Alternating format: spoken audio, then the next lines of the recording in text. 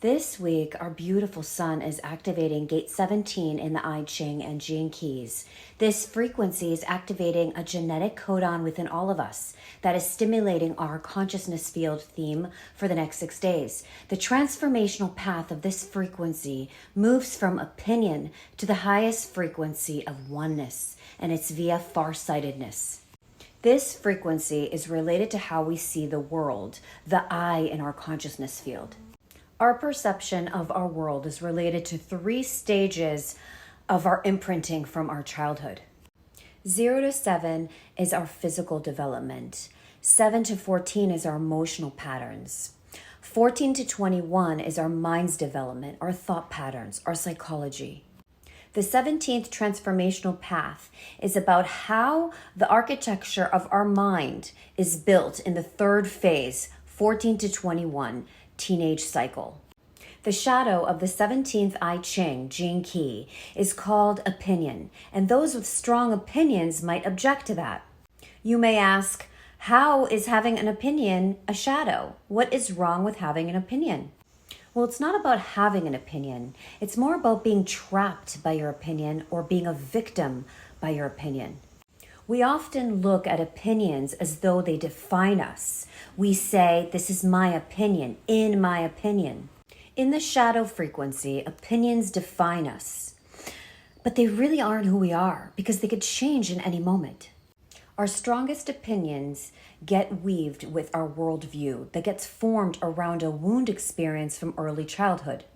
And they crystallize in our mental consciousness as we try to cope with the world as teenagers.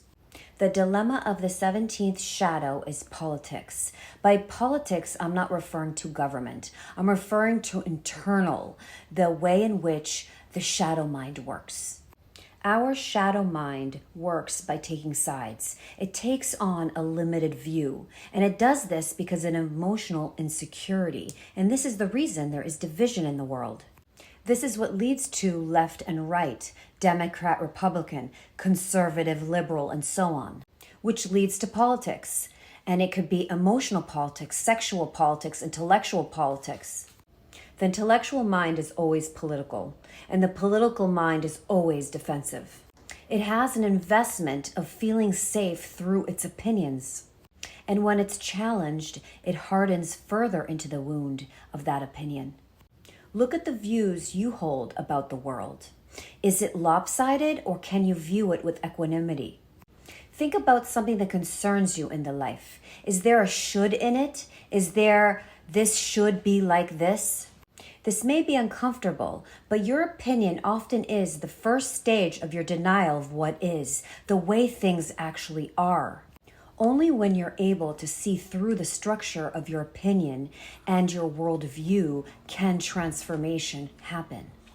We think that politics is the only way to sort our differences. We even think it's the norm and healthy. You have to have one person with an opinion and another person with an opposite opinion on the other side. All you really have here is an argument. When we look at our leaders, they spend a lot of time arguing with each other. They kind of look like teenagers arguing with their parents. See, the thing is, we get stuck with a worldview, and then we carry it into the world. We think it's who we are, and then we need to defend it, because otherwise, who are we? So think back to the life from age 14 to 21. What opinions did you form about the world? For me, it was, I have to work hard to be safe, and I have to prove my worthiness to be loved. Very deep and unconscious thought patterns. So dig in, and you will find those beliefs that are limiting you and trapping you. Many are caught and stuck in beliefs that don't serve them anymore. If you don't need to defend your viewpoint and are aware that any single view is not the whole story, you are not anymore in the clutches of the political mind, the opinioned mind, the victim mind. The 17th gift, the way to raise this shadow frequency, is with far-sightedness. We need to understand something fully before we can transcend it. And that's what genius is all about. We learn something, and then we unlearn something, and then we transcend it. But we need to transcend with it.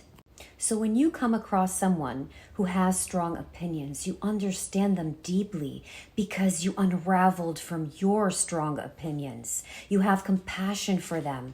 You simply don't react to them. You let them be with their opinions. Let them have their process. Don't try to convert them. It won't work. Just be kind and compassionate. It's the way of non-attachment. The gift of far-sightedness is the gift of being able to see the whole matrix, the matrix of the mind. And once you've seen it, you can't go back to the land of opinions and division. This is the heart mind, the gift. You merge the opposites. You look with intuition and intellect. You rise up to higher levels of functioning. The 17th gift is the ability to see through the causal body, to perceive beyond the mind. The causal plane lies beyond the mental plane. It's the realm of wisdom. It's not knowledge. It's the direct seeing of truth.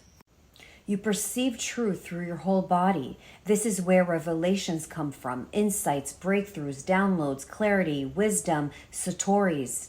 Any genius that has ever lived have seen through these eyes. They lifted themselves up to see through the wider eye.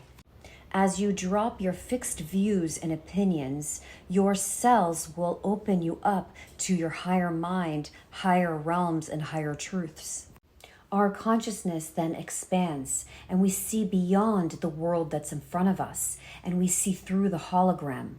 When our hearts open wide, then we can see. We can see the beauty, the magic, the miracles of our true nature, of this dream life we live in. The 17th city, the highest frequency, oneness. The 17th city activates the pituitary gland, which is the opening of what people refer to as the third eye.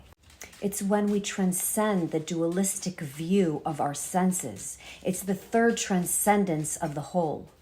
You cease to be, so you yourself don't see. The cosmos itself sees through you. It's a beautiful cosmic sunset. It brings an end to an individuated existence.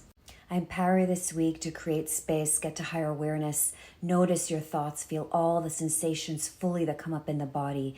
This week, shine the light of awareness to any strong opinions, any opinions that have this should be like this. Feel the sensations that are attached to these thought patterns. Breathe in, breathe out, be blessed.